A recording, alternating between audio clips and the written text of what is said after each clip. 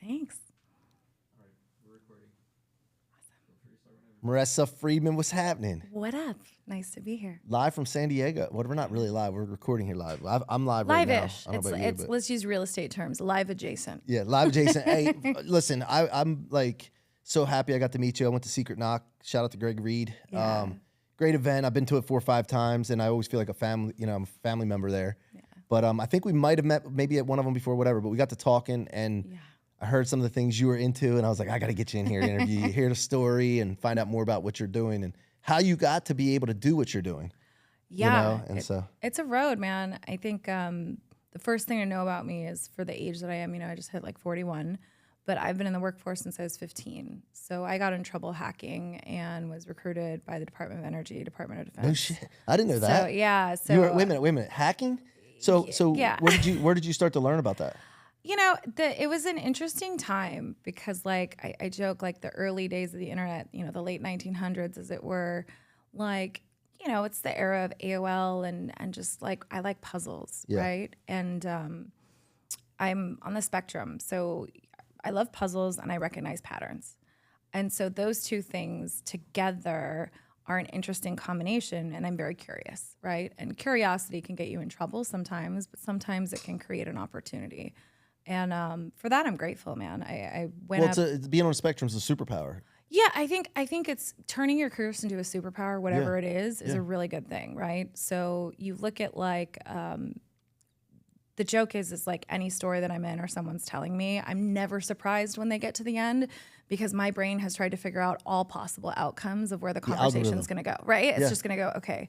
So, when you start working that young and you're in charge of people 2-3 times your age, right? You learn really quickly that in order to lead anyone or anything, first you have to be confident, but two, you really have to be curious about people because no one gives a crap about your goal until you can help them see what their goals are. And if you're trying to introduce process and structure to a team of people that are set in their ways or an entrepreneur or a founder, you have to show them where process shows up in their life already. Right? I can't tell you this is what I want you to do because it's just benefiting me, right? So to be curious about people, you really find out in the beginning, anything can be slow. But when you start to ask people, like, what is it they really want? Why are they here and why does it matter? Most people are never asked that question, right? Yep. It's just like you're doing this thing because you like it or you're creative or whatever. Most people I meet are really good at the thing. Yeah. They're not good at selling the thing. They're not good at putting money behind the thing. They're in their art, whatever that art is.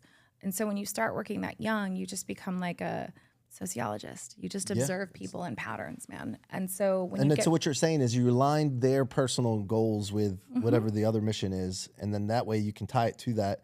When you need to hold people accountable, it's not to the company mission, it's their mission. it's like they're going to fail themselves. Yeah. So when we look at things that like I do specifically around conversation design, most people are out there. I mean, we were just at an event, right? And I think you're one of 3 things, right? You're either going to be a friend, right? Or you're going to be a pitcher, which is every time you see somebody, they got to we pitch talked you about something that. We different, right? Or you're going to be a guide, Yeah. right? And I prefer to be a guide because I can be friendly with people, but really I'm not as focused on what I need. I'm trying to get other people, like, what is it that you want? What is the thing that really matters to you? And it's just a different way about going through things. Yeah. And again, when you look at business strategy or monetization strategy, whatever it is, I got to figure out like, well, why do you want that? Like, why did you put this business together? Why does it matter? What's your gift? What are you bringing to the world? Right? Because a lot of people get very obsessed with their story. Yeah. And the story only matters as much as you can anchor it to why it's important. Like, what does it mean to somebody else, right? Like, so for me, it's, I work with a lot of men. I work with, I would say like 95% men, right? Yeah. That's not necessarily by design. That's just what's attracted to me. But I think it's because Men are attracted to her. I'm a business mom. I'm your mean mommy. Yeah. I'm going to tell you the things that Yep. when you've got a ton of people surrounding you that are telling you what you want to hear, you've got to have that person that's going to be like, no, dude, I disagree. That's not actually how it works. And you're being an ass, right? Like, Yeah. Well, I'm the well, person that but- can say that. But that's why you work with a lot of professional athletes too, Yes. because they need that. They're surrounded. They come into money. They're surrounded. Obviously, they're gifted. Yeah. So they're sitting on this high Listen, they're horse, the top 1% of the 1%, right? and then everybody's trying to lead them into their goals where they want them to go. Their Everyone's got a entourage. guy. Everyone's got a Yeah. person. And most people, you know, the reason so many of them, you know, within 18 to 24 months of leaving the sport don't have money is because they're not thinking about the long term. They're thinking about the now. And I think it's kind of a funny thing to say, but like delayed gratification in anything is going to yield a phenomenal result. I don't care if you're dating and you want to hook up with somebody or, you know, a business deal, getting to know people. That building of a return on relationship is what I call it, is really important, because my goal is to figure out, you know, okay, cool, you're an athlete, you've got your thing, you've got the big sponsorships, you got all that. You make one mistake, it goes away. You say the wrong thing, someone accuses you of doing something, and now you're on a press tour trying to apologize, right? Yep. And my belief is, I tell people, don't apologize. Like, fundamentally, if you didn't do anything wrong, don't apologize. I don't care if you're a political official, an NFL athlete, a CEO, because once you start apologizing, you'll never stop. Right. But also, you can lean into the lessons and grace, but you also have to have people around you that are willing to disagree. I think that's what I see most founders and most people, where they make the mistake is you've got all your yes people, and anyone that has a dissenting opinion is negative, right? And it's like, no, it's not negative. It's pragmatic. You need someone that's going to be, you know, challenging you. I think that's probably why the women that I do work with are okay with being confronted. You know, confrontation is a really positive thing. If you look at it from the lens of like, I'm getting feedback to be better, right? I'm getting feedback. I'm paying someone to tell me to identify the blind spots, right? There's this thing called willful blindness. Yeah. And it's why people ignore the obvious at their own peril. And what I see is a lot of times people just aren't transparent with how they work or why they work. And that's why you get the pictures, right? Like, you go to events and you can see them. They're handing out business cards. They're not listening to you. They're very focused on the thing that they want to sell or do. And you kind of realize that they repel you a little bit, right? You're just like, no, thank you, not interested.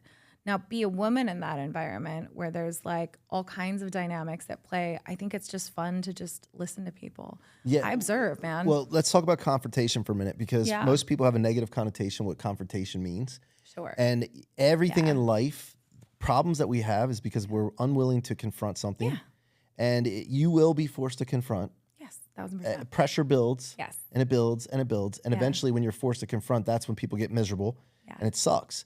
The faster you can confront, the better. Yeah. Right? Well, I think it's you know, I've been sober like going on almost 15 years, and there's one thing that I've learned, which is like, before I go to criticize anybody else, I look at myself, right? What am I not doing? What's this bringing up in me? And then I determine, like, is this worth having the conversation? Will the person be open? And I frame everything with love, respect, and kindness. And also, it's like, I got to keep it real, right? If I can't get to my goal because someone is sabotaging themselves, which a lot of people do. A lot of people have patterns of sabotage that they don't even realize it's there, whether it's in relationship, right? Whether it's in friendship, whether it's they go to an event for a particular purpose and then they get in party mode, and so they forget why they were there, right? And that's a real thing. But to have a crucial confrontation is to just kind of, again, frame it with love and respect, but keep it real. And a lot of people refer to me as like, I'm working, like, they're like, it's like you're a shot of espresso. There's no milk, there's no sugar. Yeah. Like, there's plenty of coaches that are going to be loving, kind, hold your hand. I'm more like, you know, achieve the goal. Like, let's get to what we need to do. And if I have to stop and consider every single time I'm going to hurt someone's feelings, like, feelings are going to get hurt. But just because you feel some way, it's a defense mechanism. And so to go into that with people and just say, you're not always going to agree. You're responsible for this thing that we're co-creating together, because it is a co-creation. And that's where I want to co-create with people. I want to build cool shit with cool people that aligns with our goals and our values. And if people aren't interested, it's like Tinder for business, right? Like, yes, no, there's no maybe button. Yeah. Right? So I got to talk about the event thing, right? I remember when I first started going to events, I was probably late 30s, early 40s. Yeah. I really never went to events before. I didn't understand. I didn't get it. Yeah. So then when I first started going, I'm like, oh, this is a party. And I was still drinking and partying. Yeah. And I would do that. I would go to the event. I would be the one that would sit to listen to the speakers. So I wanted to gain information. But as soon as the thing was over, where's the party? Where are we going? Yeah. And I would be out late. And then I'd feel like hungover the next day. I'd show up late. be miserable, like feeling like crap, right? Totally. And I just didn't get it. And I look back on that and now it's not me. Like that was just some kind of, I don't know what was going on. But once I figured out, because then I would forget why I went there. Yeah. Right. Just like you said. And now it's like a totally different, I'm so intentional and I'm looking for the right people to be around and surround myself with that I can serve. And it changes the ballgame. Well, and it's a magnet. You're a magnet. It's huge. What you and talk it's about, a different, it's a different energy because I think early on people have like this hustle mentality. And what people don't talk about is the burnout that results from that, right? Yeah. I've seen many, I work with a lot of really big influencers. We're talking about like one of my clients has like, 35 million followers, right? The pressure required to sustain that following and the content, it's why so many people burn out and so many people have very public burnout. And it's like, you've got to create something that's sustainable, but also you have to know that hustle thing, it'll work for a period of time. But, if you're married, if you have kids, if you want to be in a relationship, if you want to have any of these things, it's not about balance. It's about figuring out how to integrate it. Like I always say, and evolve, right? With the 1000%. family life, My you might have family kids. is enrolled. And what I mean by that is my son, my daughter, my husband. You can ask any of them what I do. My kids are my greatest referral partners because, my son's in college at ASU, he's in a fraternity, he's listening for opportunities. I give them referral fees like I would to any partner. Same thing with my husband. We're all on the same team. And I think a lot of people forget to enroll their spouses and their kids into what they're doing. And that's where it's a family business, man. My husband's a corporate guy. To be clear, he's a Fortune 50 guy. He is not an entrepreneur. However, we support each other. So when I need to go be corporate wife, we're hosting dinners. We went fishing with his team in Idaho for 5 days. I'm there, I'm supportive, and he's the same for me. And I think a lot of times there can be friction again and not having the confrontation of, hey, what are we agreeing to do? Right? When I went on tour for Google and I was gone for like 220 days plus a year, that is a commitment at a time where our kids were like in elementary school and middle school. I mean, I was going to parent-teacher conferences on FaceTime. I was doing all this stuff. And then add being a woman, where the idea of what being a mother is and how that's judged by people is really fascinating to me. I have tons of empathy for people. But, they'd ask me like, I always get the question, how hard is it to be a mom? And then I'd look at my buddy and I'd be like, ask Tim. Tim's got like 6 kids. I only have 2, right? I'm really good at deflecting because I think it's a disservice, right? You can be whatever you want. You can do whatever you want as long as you enroll everyone in your sphere and you guys are all working towards a collective vision. And what was the collective vision? The vision is early retirement. The vision is having fun while we're doing it. The vision is being able to go on a vacation and not have a budget, and everyone's on board. And I think that not a lot of people talk about that. Yeah. Right? Like I loved specifically the event we're at because some of the kids are there. Or, I think it was the Ideal guys, they had their babies with them, their toddlers with them. That was awesome. Growing up in those environments, I think is such a great thing for kids because it's like as soon as they can get out of the matrix and realize like my daughter's got a side hustle, my son has a side hustle, they're making thousands of dollars a month, I've seen some kids and families go to parties and bars, and you see the kids running around like with that kind of environment versus like an entrepreneurial. Yeah, I think it's it's a different environment, but I think like I always laugh because my parents were like school teachers and immigrants, right? My dad marched with like Cesar Chavez and did all this crazy shit, and it's funny because they were educators, but they in the 80s there was a call out for Amway, right? Yep. And they wanted Asians and Hispanics, and my mom's like Pacific Islander, my dad's Hispanic. And the mentorship, right? Like all the things I would hear about on these tapes and all the stuff that they'd make me do and these presentations where you look an adult in the face and you do all this stuff now serves me so well. So I joke that like anybody that had talks too much on your report card, like how's life as an entrepreneur, right? Because you're probably I was like that. I got in trouble for talking all the time. And it's like, and they try to suppress you. They try to suppress you, but like once you realize you can do whatever you want, that's actually how they got their first home. And they were mentored by so many people that like people reference today. And I got to meet those people as a kid. And I think that puts you on a totally different frequency. Yeah. Your brain goes to a different place, right? 100%, man. I wanted to talk about what you do. Just for the audience to make sure they understand. Like, what is it that you do? So, as a brand and business strategist, I focus mainly on brand narrative and monetization, meaning what do people need to know about a person, a brand, or a company? And then where are hidden revenue streams in a business? I personally believe that every business has 3 to 4 unexploited revenue streams.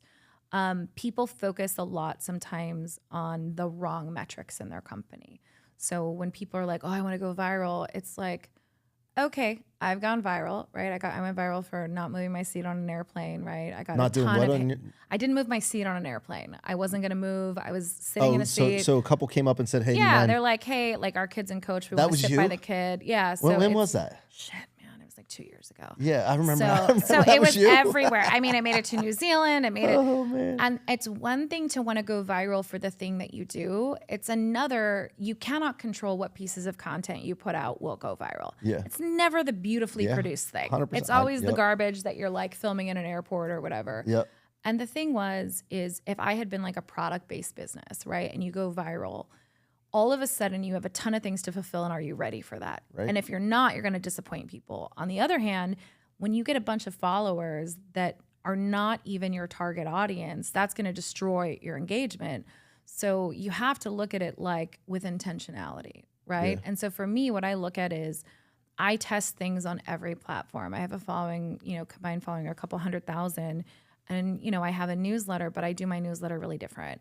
I only share stuff when I have something interesting. It doesn't It's have to not go a out every content week. machine. I Yeah. think the trends are showing us right now that people are watching podcasts in the longer form. TikTok, you can upload a 60-minute video. Instagram's testing 30-minute videos right now. What that means is people are getting short form content fatigue. So I tend to be ahead of the trends, but for companies, I can create a really beautiful narrative around why something is important. Like, so for Google, what we did was we looked at the questions we would ask a business owners, like, are you there? Do you like what you see? Right? Google yourself, Google your business. What are you seeing out there? Is it your MySpace profile with you drinking on spring break? Right. Probably need to take care of that, right? But also with monetization, it's like sustainable revenue streams are really important for any business. Cash is like oxygen to an entrepreneur. And I see so much missed opportunity because it's not about reaching, depending on what you're selling, right? If you're selling a widget, a water bottle, a cell phone, a microphone, that's one strategy. But if you're in a service-based business, you are selling yourself and the authenticity that's required, right? Like you can't be one thing on camera and another thing No, off. it doesn't work. So you have to find the through line, and I have to find the story, and I have to look at the origin story, and that's so important, right? You met my buddy Aaron, right? Yep. And that guy, when you look at it, Love Aaron. He's awesome. dude, he was sharing an office by the Santa Ana airport, had to put calls on hold because the whole building would shake when he started his company. No outside investment. I think he bought the business for $1. You scale it 75x, you sell it to Walmart. That's a great story. He took something without raising capital to how many? 1, 2 billion? To 2 billion. 2 billion. To 2 billion. Yeah. And Shout out to Aaron. Shout out to my boy at 75X Strategy. But the reason we named it that is because it's something he's done. And I think sometimes people get excited about potential and their own potential. And so they're selling from potential, not from like the actual expertise. And that's scary, yeah. right? Because if you're selling something that you've never done before and you're trying to be someone's Sherpa, it's dangerous because people are putting their trust and belief in you. So my job is to come in and assess. And a lot of times, honestly, it's just fixing.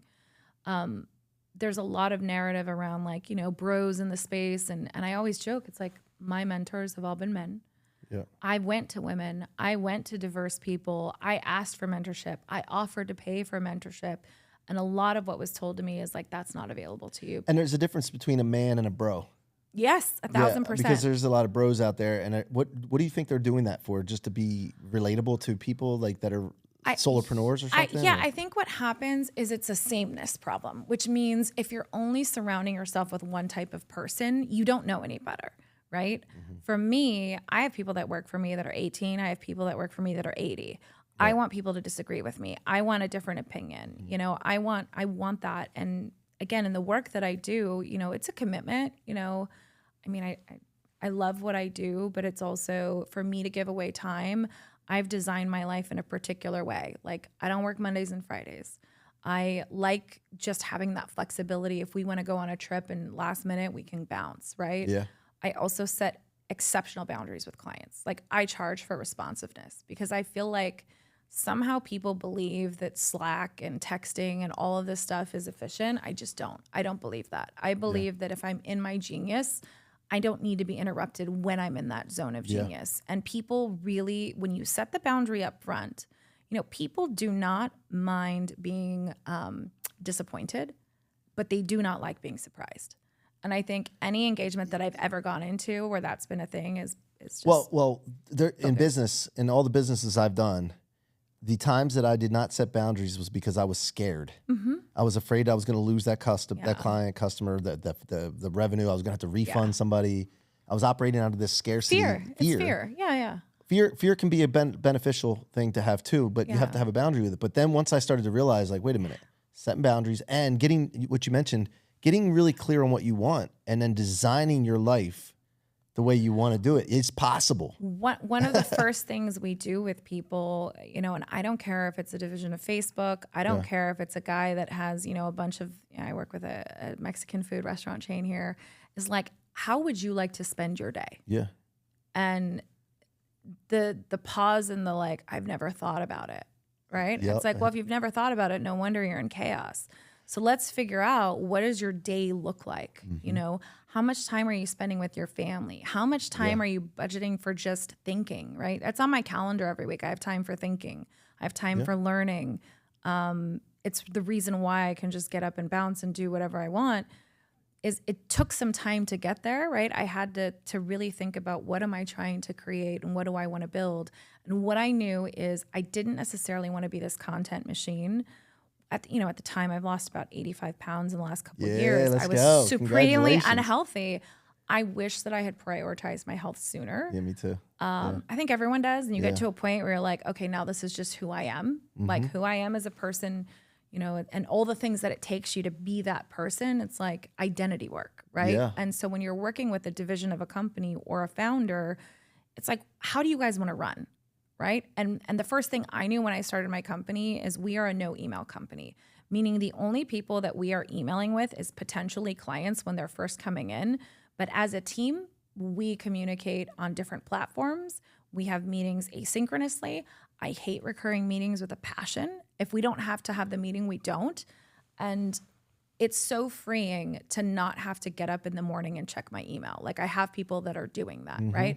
That was the first hire that I made. You know, if you don't have an assistant, you are one, right? So the first person that you need to think about, and the most important person in your life, is your EA. Get your time back. Dude, you your just time and attention. You really only have, if you are a solopreneur, you probably really only have about 20 hours of billable time a week to work with clients, because the rest is doing admin shit and content and marketing, right?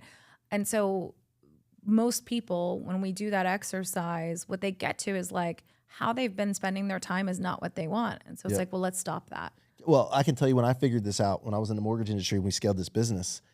I started growing from Delaware to Miami, had hundreds of employees. We're doing their thing. And I was feeling guilty because I was delegating and had so much more free time. I was on the golf course 3 times a week, but we were doing more. But I had this guilt inside of me. I think that the founder's guilt thing is a real thing because somewhere early on we're told that that work harder. You got to work hard. You got to work hard. And it's like, yes, there is a period of working exceptionally hard. And there's a period of like, even going to golf can be work, you know, if you're doing it with networking clients, like crazy. Right? Yeah. Oh yeah. So then, but still felt guilty. And the networking component of what we do is so important, but also so is just having time to be a student, be curious, right? Like, I think so many people get stuck in one way of thinking and being. And I can tell you, I didn't really discover, actually my buddy Adam Jablin and I were in Miami, we were talking about it. I was getting ready to go to Iceland, and I was saying the thing that was missing in my life, even being sober, I cannot quiet the mind. Like my mind is on all the time. It's why I have like the most aggressive sleep routine, right? Like I have all these things, you know, people talk about coaching and mentoring, and I'm like, listen, you need coaches and mentors for different things in your life, right? Yeah. Whether if you're going to hire to scale, that's one type of person. If you're going to do monetization, that's another type, marketing. But really, the integration piece is the piece that I find universally that everyone has a hard time with. Because what it's really saying is, how do I quiet my mind to reduce my stress? because it's no sense building this empire if you're going to have high blood pressure, be overweight and unhealthy. And then what happens? You get sick, right? Yeah. So for me, then you have you've had the life that you want with finances and be able to freedom, but yet you're not free. Yeah. And what happens tomorrow? Like for me in 2021, I had a stroke from the COVID vaccine. And you talk about your life changing in an instant. You're in the neuro ICU. They're telling you at that time, like, you don't want to see your family. Because if your family's here, that's going to be bad, right? Yep. And I just thought to myself, I had been thinking probably for 6 months to a year that there was a portfolio of clients that I just was no longer, they were my original clients and I loved them, but there was just no joy there. And the recurring revenue was pretty decent. So I just packaged it. A buddy of mine, I called him from the hospital. I'm like paralyzed. You know, I can't do anything. I'm like, dude, we got to package and sell. And I got to get rid of the employees. Right across the street from here, I used to have an office of 20 people, right? And we sold half the business so that I could focus on my health.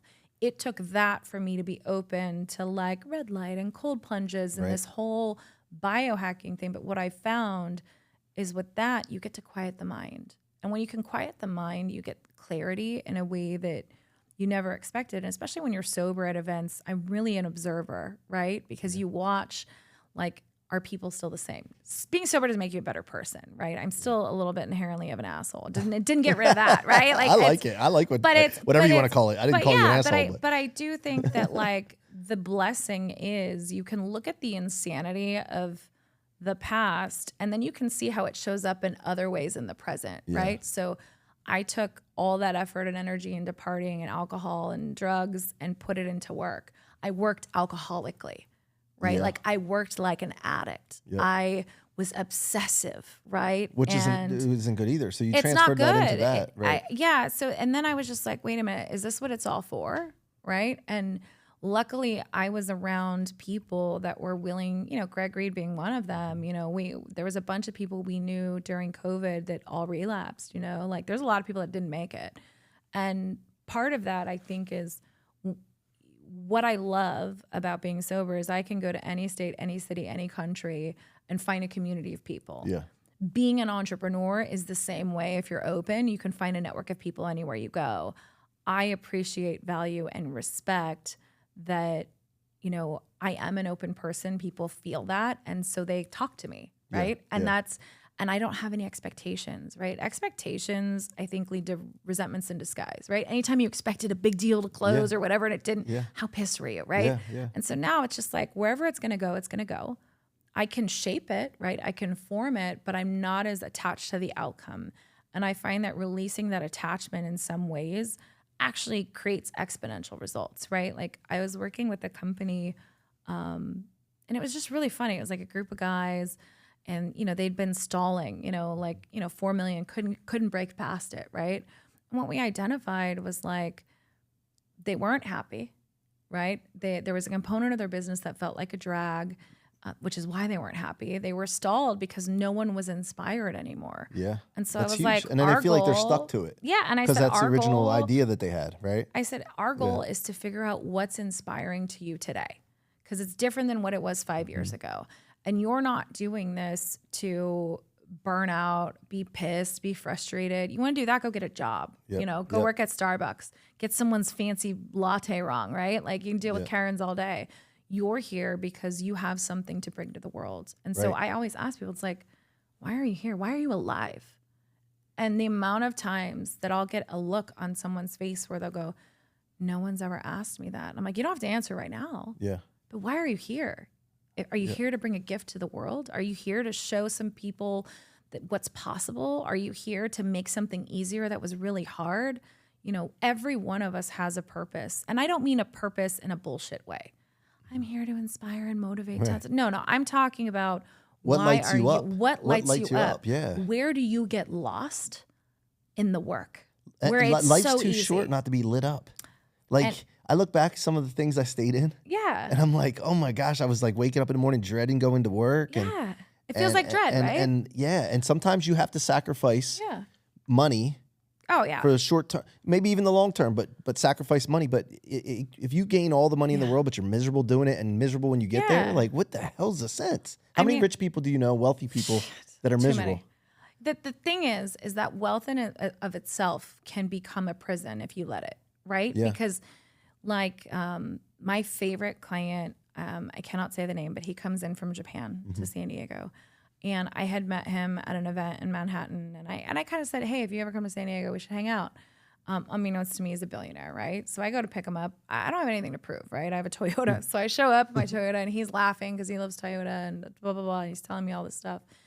And he said, I noticed you don't have a fancy car. And I said, oh, I do. I said, but I had to figure out, how do I get my douchebag cars, but I don't want to pay for them, right? So I started, through a friend of mine, buying cars and putting them on Turo. So when I want to drive the fancy car, I can. Yeah. But I just like being in the car where my kids are in the car, the dogs, and it's like there's no stress. Right. I have nothing to prove to anyone. Yeah. That is the best space to be in because then you're not trying to keep up with anyone. It's not to say that I don't make over-the-top obnoxious purchases. I do, right? I think everyone has their thing. For me, it's like watches, jewelry, and purses, right? I don't know, like that's my thing, right? And I use my stuff, which is what most people notice, right? Like, but the freedom to do that and the freedom to not care is where everyone should strive to be, because then you're not when you get something, it's yours. I mean, I've seen too many people be really excited about like a car, and then someone will be like, "Oh, that's a nice starter Benz." Yeah, and you just watch the air. Oh yeah, deflate. and even if they don't say that to you, the novelty wears off. Like I had my one big Mercedes or whatever, and I was driving literally 2 miles to the gym and back home, down 2 miles down to the golf course, back home. And after a while, I was like, "What kind of asshole am I? I'll drive a golf cart." Yeah, but like, it doesn't even matter because it's like every once in a while, like when I go up to LA, I like the Maserati. I like to get in and out and go fast. But my favorite memory was actually like 2 years ago. We were leaving the Torrey Pines Open in La Jolla. I had an NBA player and 2 Hall of Famers, and they wanted a ride because the Uber wait was going to be like an hour. Yeah. And I was like, "Listen, I drive a CHR. Like, y'all are going to have to figure out how to get in this car." And I kid you not, it was the funniest car ride of my life because you've got, like big, you're almost like 6'9" in the front seat. I got 2 guys shoved in the back seat that have the windows down. They're half out the window. But like, that's a core memory, right? Yeah. And that's like something that every time we see each other, it's just laughter and joy. And I don't think enough people like, we got to get out of FOMO and get into JOMO. We got to get into the joy of missing out. You know, the thing is like, when I say I'm grateful every day, I'm grateful every day. Like, it's kind of a funny story I was telling you, but when I was in my active addiction, right? Yeah, I want to touch on that. It's hysterical. Yeah, because I want to know the journey. Yeah, I mean, listen, I could sit here and say that my daughter's father was like a terrible human, but I am a believer that in order to get good, we have to acknowledge our choices, right? Yeah, you chose them. And my choice, my choice at the time was that, right? And I made a lot of choices, and I was in this like blame, excuse, denial. I call it being in bed, right? I had learned so much about loopholes in the law, right? So I learned that if you were in your vehicle, even if you were asleep and in the backseat and you were drunk, you could get a DUI. So when I used to come downtown San Diego and party, I would essentially stock my trunk with a sleeping bag and water and a flashlight, right? Now, sometimes I would make it to my car and I would just plan to like pass out in the trunk, but I'd leave the keys. Like I'd leave the key in the thing. Let's clarify, because when you told me this first at the event, I'm like, I thought you said you kept your stuff in your trunk for when you needed it. No, but you actually slept in the trunk and closed the door. You figured out the latch to let yourself out. Like, no joke. Oh my gosh. I would get stuck. And so sometimes I'd have to call the towing company. From the trunk? Oh, yeah. Like it'd be like, so 4th and F Street, San Diego. Anybody knows Cafe Sevilla down here? I used to go dancing all the time. And then, that would happen. What would happen though is it became such a pattern where I parked. Occasionally the dude that would come and let me out of my car or whatever would come with like a black cup of coffee. Now, flash forward, right? It took me a long time. Wait a minute. I'm going to stop with the flash forward part for a second so we remember where we can go back. What was the first time when you called the tow truck guy?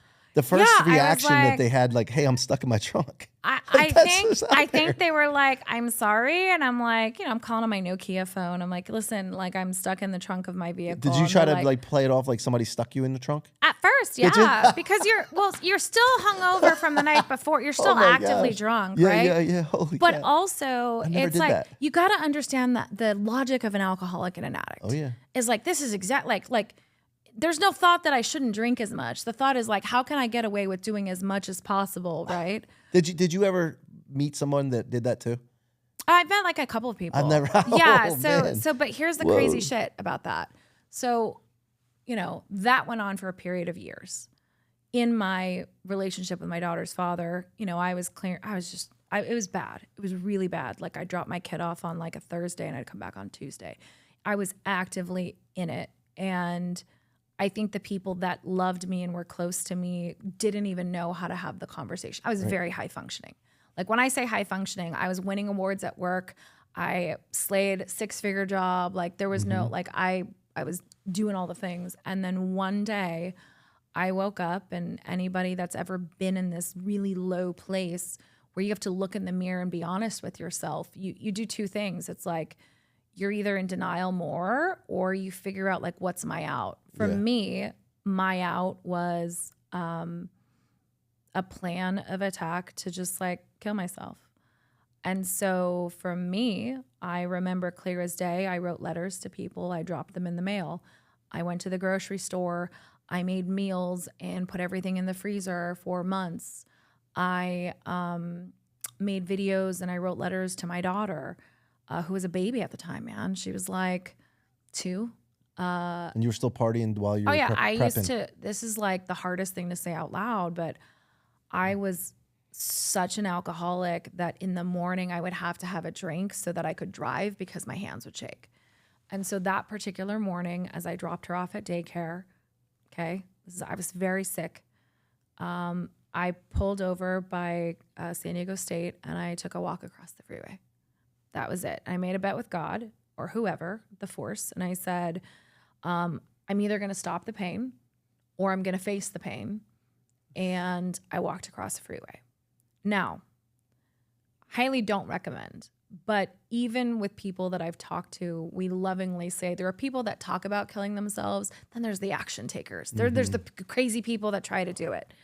And for me, I did not die when I walked across the freeway. I made it to the medium. I closed my eyes, walked back to my car. By the time I got there, this nice highway patrolman there waiting, and the question was asked, "Are you okay?" And I was like, no, I'm not okay. And, they brought me 2 exits up to a hospital. I checked into rehab.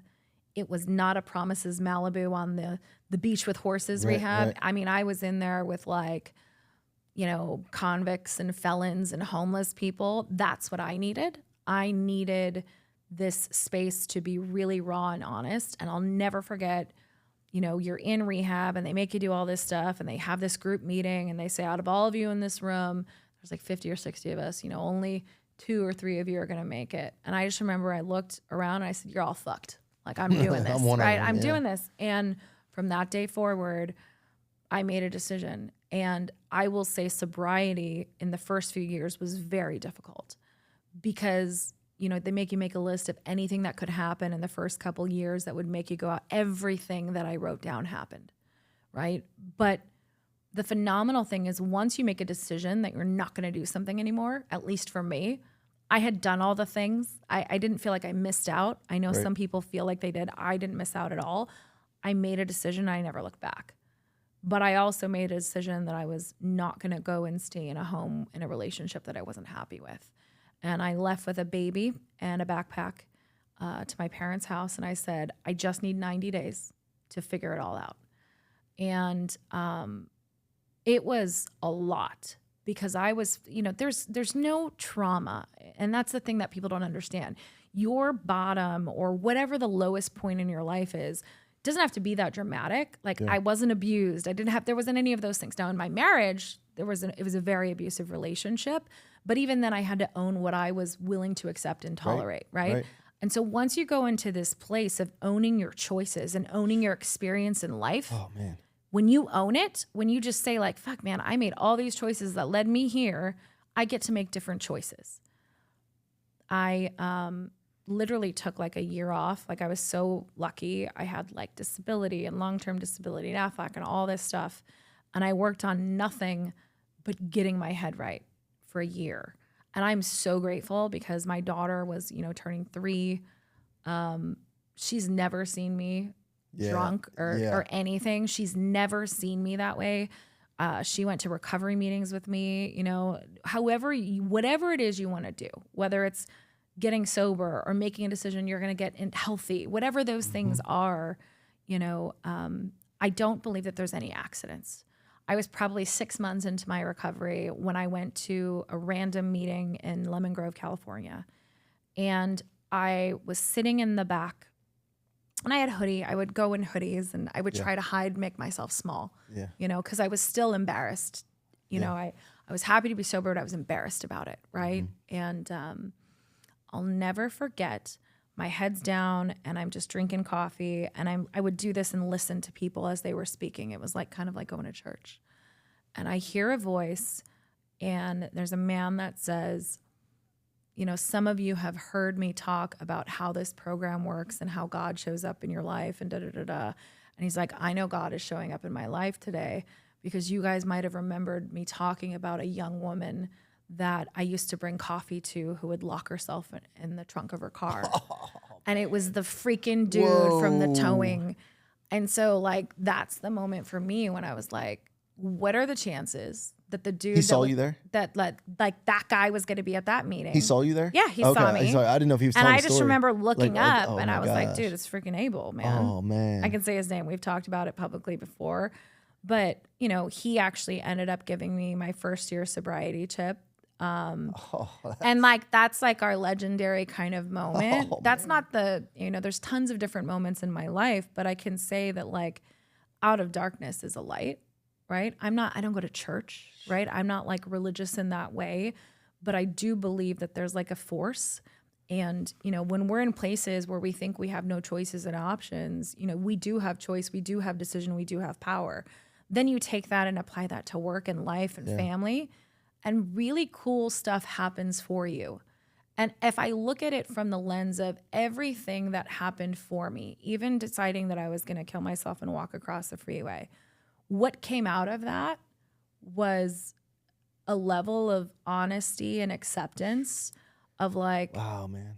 I mean, I tried to get sober for probably 2 years. For 2 years, I tried to figure it all out. Mind you, I'm working a corporate job and doing all this stuff. I was, I'd go to meetings drunk, I'd do all this stuff. But once I made a decision, and I find this to be true of anybody, whether it's life, business, sobriety, once you actually make the decision and fully step into this identity, shit will happen for you. Yep. But you have to make sure that you're committed. And I think too, people don't talk about, you have the ability to commit, decommit, recommit. Sometimes you have to recommit to something you've already said. Sometimes you need to decommit because that's no longer a priority and people feel obligation. And obligation shows up in business partnerships and marriages and relationships that are not right. And I think leads to resentment. And it leads to resentment. Yeah. And again, expectations lead to resentment in disguise. So the way that I operate is I always ask myself, like, how do I feel when I'm around somebody? Yeah. Right? Like, I enjoyed our conversation. too. I really enjoyed hanging out with you, right? We would touch point and check in, right? Yep. How do I feel? And it's like, do I feel motivated and inspired or do I feel drained? Yeah.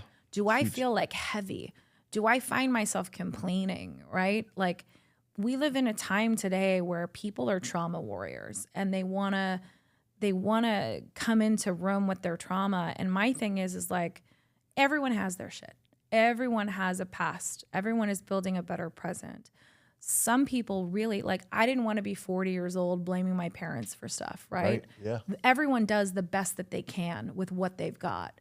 And it's a choice, right? The choice to decide that you are worthy of investment. The choice to decide that you are enough. Yeah. And how that shows up, when I am coaching or mentoring a founder who is doing a lot of stuff and we see it, it's an achiever's dilemma. And the achiever's dilemma shows up like this, right? I got to hit this number, this goal, this quota, and then that dopamine comes, and then I've done it, right? Well, guess what? You do a couple years of that, suddenly that dopamine's not there anymore. And then what's next? And here's what happens. What does it all mean? Oh, I'm going to sell everything. I'm going to move to Bali. I'm going to open a juice bar. It's all about purpose. And it's like, no, it's about channeling the right energy at the right time. It's not about abandoning it. And I feel like so many of us that we're trying to prove stuff to ourselves that doesn't even matter, right? Nobody's a number paying is a attention number. I always look at, like you look at a Warren Buffett who goes to McDonald's every day and drives the same Buick and does the same things. And even him, I think I watched that documentary that came out recently, and I think I saw something different than everyone else. Everyone saw the man, the myth, the legend. What I saw and what I continue to see is a guy that makes money for the sake of money. Yeah. And when asked about his family, it's the only part in the documentary where there's this hesitation. And you can see it show up on his face that he made a choice, right? Yeah. And maybe he didn't make the right choice. And what would life be? He's got more money than he'll ever need, but for what, right? And I think for some of us, we haven't made a choice. We're not indecision. We're in indecision. And indecision is where all the bullshit happens. Because when you're indecision, things are happening to you, not for you. Call it stuck in a maybe. Oh, dude. And then you're like, what? Yeah. What's going to happen? Yeah. And then you're like a victim, right? You hear this. And the thing is, I tell people, it's like, if you're too busy, raise your prices. Like, if you're too busy, you got to up everything, double it, triple it, quadruple it, right? That's one way you're going to keep your money. But also, what is it you really want? Design your day, design your life. What does it look like? Who are you around? Are you the smartest person in the room or are you the dumbest person in the room? I look at it like, I like to be dumb. I like to be like the dumbest person in the room. I like to be the person that's like, I will ask the question, not from a self-important place, but I always want to understand, especially with people that are married, right? Like, or working, or you have kids, like, how do you do that, right? How does it fit, right? And someone told me, you got to enroll your family. And from that point forward, I was like, all right, everyone's on board. But the thing that's really cool, at least for me, is that I come from a place of rigorous honesty, right? So I don't like telling people, it's like, when I look at someone's business, sometimes like, your baby's ugly, I got to deliver that message. I do it with love and care and kindness. But also I think that's what's led to so many opportunities. Like, I work in so many different industries because of how my brain works, because strategy is just the ability to look at things differently and figure out, like, where is stuff disjointed and what can you do more of and less of? And what's the outcome someone wants? Do they want more time? Do they want more peace? What is it that they want? Yeah. And most people don't know what the fuck they want. 95, 99%, somewhere in that range. They have an aspiration. They see something and it's like, I broke down something for somebody and I said, listen, like, the era, at least for me, of rented mansions and Airbnbs and all that stuff, like, I think when you're a newer entrepreneur, it looks super fun and exciting, but you don't know how to ask the questions. And then you find out that, like, all these people that you're buying shit from, like, they've never done it. And that's where, like, you get disenfranchised and then you're like, oh, like, maybe I should do something else. And it ruins it for the real people. Yeah, and it ruins it for the people that are. Like, some of the greatest experts you will ever meet have the smallest Instagram followings because that's not what, their job is not content. Right? Like, for me, I do what I call minimum viable. I do the minimum amount of things that I need to do online to be seen, right? Without having to perpetuate this machine of, like, it never ends. No, because once you start there, it's like, man, like, I had supported someone recently, she has, she's like 25 million followers across all platforms. And she said, I've lost my spark and I want to take a break and I don't know how. Because and she felt like, even if she went on vacation and she wasn't posting and this and that, it's like she's charging $200,000 for a ticket. It actually is, because I think in the beginning it's exciting, but they burn out. And then when you get to that, what does it all mean? Do you throw it all away or do you just reimagine? And I think everyone is allowed to rebrand and reimagine at any fucking time. At the minute you identify. You don't need permission for that. No. And that is beautiful. Well, look, I want to make sure people know how to get a hold of you if they want to go deeper with you. Where can they go? They can go to Instagram. It's Marissa SD, MARESA SD. I share a lot of stuff for free. I give a ton of stuff away because my belief system is if I can give you one or two things that you can implement today, right? And you see that movement, you'll realize that there's people out there that know what they're talking about. Yeah, that's huge. Marissa, thank you so much for your time today and coming in on short notice. Once I met you, like I said, I had to have you come in and share this. 1,000%. And I didn't even know all of the story. And I'm blown away. And I want to thank you also. Very grateful for your vulnerability and transparency. Yeah. Because there's going to be at least one person, probably multiple, Yeah. that it could change their life. So thank you. Thank you. And my metric is like, I would share this anyway if no one saw it. You know, that's the metric of authenticity. Thank you. Thank you. Thanks so much. much. All right, folks, go to your favorite podcast platform right now. Subscribe to That One Podcast. Go check out Marissa, support our guests. And keep coming back. Until next time, it's your boy C-Rock, Marissa Friedman signing off. We're here at the Content Factory in San Diego. Be that one. Great job, man. That was awesome. That's dope, right? Cool.